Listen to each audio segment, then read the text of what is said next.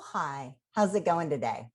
So I'm going to start off by asking you, are you chicken fried? I'm in the South. And so when we say chicken fried, I don't mean chicken. I'm talking about our mental health and well-being. And while I'm kind of kidding a little bit here, I'm actually going to talk about something that is a serious subject. And so when I say, are you chicken fried? Is your team chicken fried? What I'm asking is, how is the well-being? I had the great opportunity last week to be a part of Gallup's virtual summit. And so it's an annual event, and I'm actually looking forward next year to being there in person. But the whole theme this year is specifically around well-being and well-being in the workforce. Gallup did a year-long survey where they asked Americans, as well as they did the same survey globally, and they asked them about their mental state and emotional state specifically. 1/3 of Americans said that they are depressed or dealing with anxiety. 7 out of 10 people globally said they are suffering mentally, specifically something in their lives is going on. And so if we aren't paying attention to the mental health and well-being of our employees, then we are missing a huge component of our roles as leaders within our organizations. Because everyone wants to go to engagement and productivity, but you can't get to engagement and productivity without ensuring that your employees actually are showing up on the job, specifically in a healthy way, mentally as well.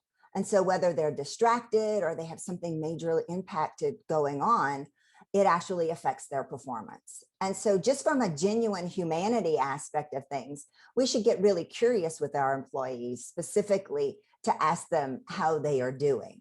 You know, coming out of this pandemic, all of us want to assume that we are exactly how we were before we went into it, but that's a little naive, right? People are burnt and crispy. And so giving them that ability to get to healthy is really, really, it's an understanding component of it as a leader within the organization. Going along with the summit, Gallup actually released this book by Jim Clifton and Jim Harter, and it is all about well-being. And so specifically within your organization, how are you doing? Are you taking care of yourself? Are you taking that time to recharge and reinvigorate? And then really looking at your team, how are they doing? In conversations that I'm having, whether it's with more tenured professionals or even emerging leaders, it doesn't matter, across the board, people are struggling. One specific example happened this past weekend. I had the opportunity to visit with an emerging leader family member of mine. She's been in an organization for the last couple of years directly out of college. She actually feels, because actually within their organization, they cut staff, and staff actually has been leaving because they're looking for other opportunities because this one particular organization isn't taking care of them. So they just keep loading more and more work onto her. And now she's working a 90-hour work week. And so she actually has told me, I'm just going to leave. I'm putting in my 2 weeks notice next week. I don't have another job, but I've got to take care of myself.